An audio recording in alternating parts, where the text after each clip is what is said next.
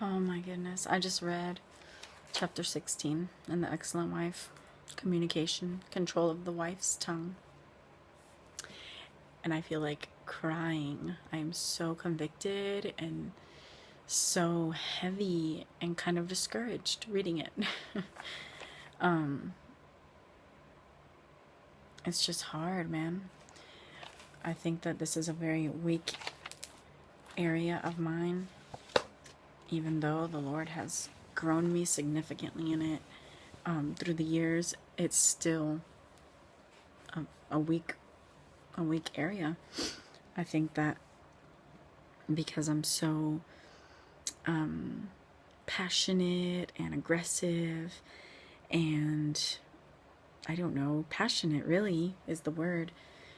When I communicate sometimes, even if I'm not upset at all, I can sound upset. And I have to be so, it's like exhausting. It's exhausting.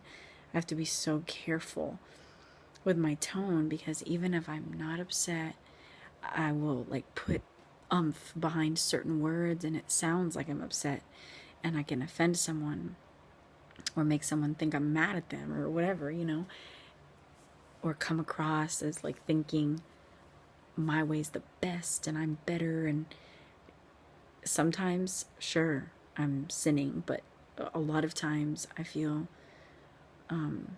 like it's just my passion. And it doesn't matter. It's not about me feeling understood or people understanding me. It's about being willing to change for the sake of others and for my love for others.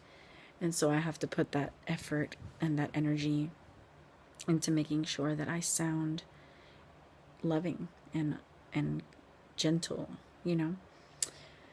So even though this is about being a wife, this applies to me just with everybody in my day-to-day life. So it started off with talking about James 3, which is such a convicting chapter. I think the most convicting passage in the whole chapter is the one she quoted about, with the same mouth comes blessing and cursing. That is so convicting. Oh, it just gets me every time. And it always makes me, I think she covers this on the first principle. A wife's wrong words begin with wrong thoughts and motives.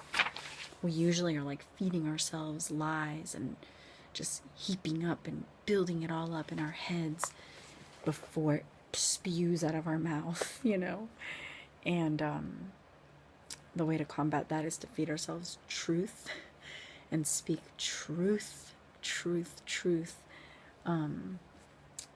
to combat those lies. And scripture, the renewal of our minds, acting in love, 1 Corinthians 13. And something that it always makes me think about, when people say like, I didn't mean it. It's like, yes, you did. That's what you have to come to realize. Yes, you did. You meant exactly what you said. That wicked, mean, unloving, hateful thing comes out of your heart. It comes out of our hearts. We did mean it. And that should humble us.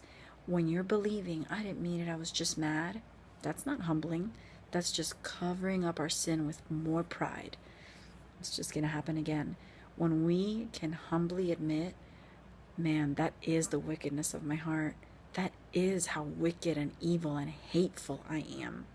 Then we see our desperate need for Christ and our desperate need to change and improve. And so never say the words, I didn't mean it, again, because yes, you did. Out of the heart, the mouth speaks. That is what's in our disgusting hearts, the evil things that come out. And that doesn't mean you always feel that way of the mean thing you said, but in that moment, you totally felt that way, and it was true, And it can do a lot of damage. It's not just man, I'm sorry. You can say hurtful things. She says it. Things that may never heal. Things that you remember forever. Things that the other person will be wounded by forever, to a wife is accountable to God